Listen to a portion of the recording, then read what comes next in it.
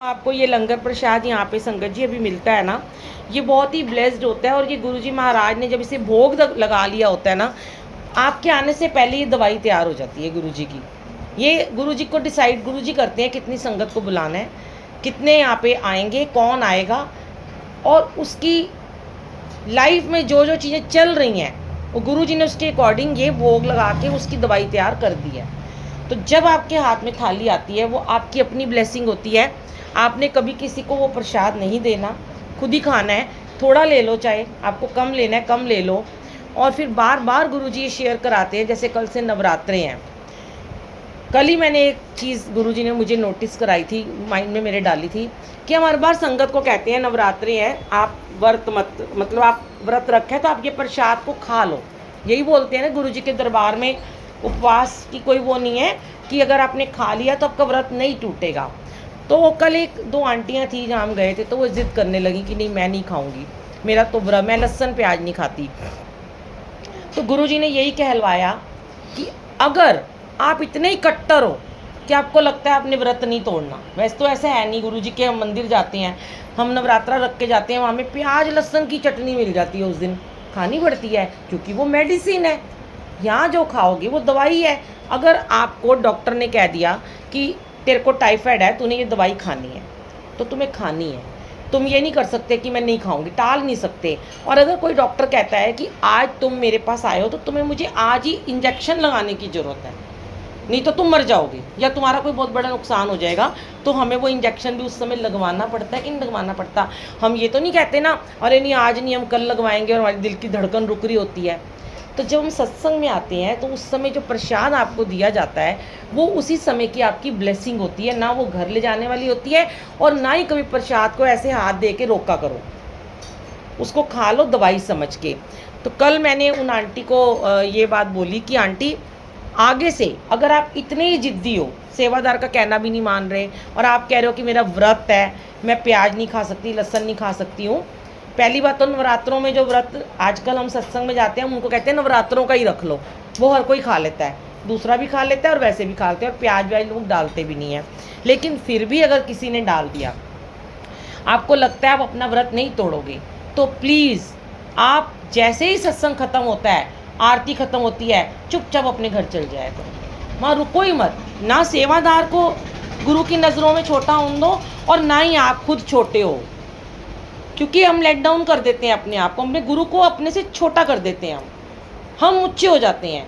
यहाँ हमारी बात मानी जानी चाहिए, क्योंकि इसमें तो हमने तो खाना नहीं, हमारा तो व्रत है, गुरु कह रहा है खाओ, हम कह रहे नहीं खाना। अगर आपको गुरु की बात नहीं माननी है, आरती खत्म होते ही मत्था टेको, बाहर निकल जाओ।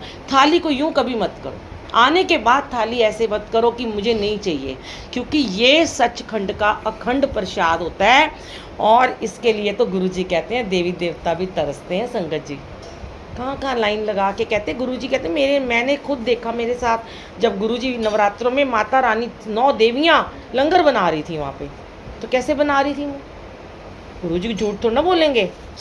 अगर गुरुजी झूठ बोलते हैं तो यहाँ सब आप क्यों बैठे हो? फिर सच्ची बोलते हैं तभी तो यहाँ बिठा रखे हम सबको।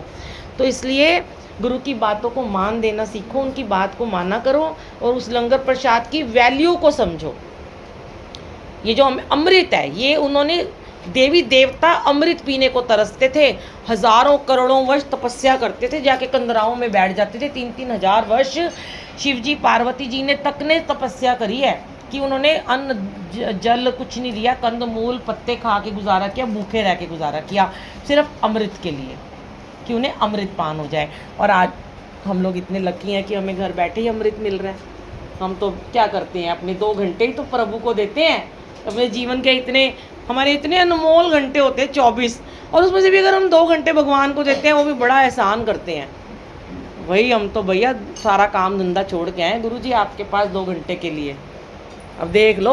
और उसमें भी हम कहते हैं देखो हमारे इतने इंपॉर्टेंट काम थे, हमारा बिजनेस था, हमारी नौकरी थी, हम फिर भी आ गए, बच्चों को भी छोड़ाए, बुज़ुर्गों को भी छोड़ाए। और वैसे तो बुज़ुर्गों को छोड़ के मत आओ, अगर वो बीमार हैं, बच्चे छोटे हैं तो उन्हें छोड़ के मत आओ, साथ में ले आओ।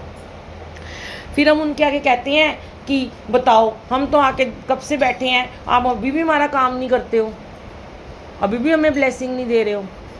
फिर भी हमारे काम अधूरे हैं। अब आप कहते हो सत्संग में जाओ, गुरुजी मैं तो रोज़ सत्संग में जा रही हूँ। आप कहते हो सेवा करो, मैं तो रोज़ सेवा करती हूँ। आप कहते हो बड़े मंदिर जाओ, मैं रोज़ बड़े मंदिर जाती हूँ, मेरा काम क्यों नहीं हो रहा? बात घूम फिर के वहीं आ जाती है, कर्मज। 90% कर्म गुरुजी काट देते हैं, उनसे जुड़ते ही 10% रह जाते हैं, वो भी इन्हीं को अरदास करो यही कटवाएंगे। हमारे में औकात नहीं है कटवाने की, और ये कटवा देंगे, लेकिन अरदास होनी चाहिए दिल से, उसमें कोई मांग नहीं हो। मांगना नहीं है, अरदासें करो और मांगते रहो हर वक्त। एक बार मांग लो बस, बहुत है।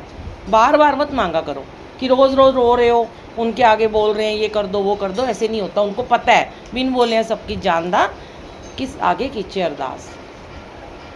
उस मालिक को पता है हमें कब क्या देना है।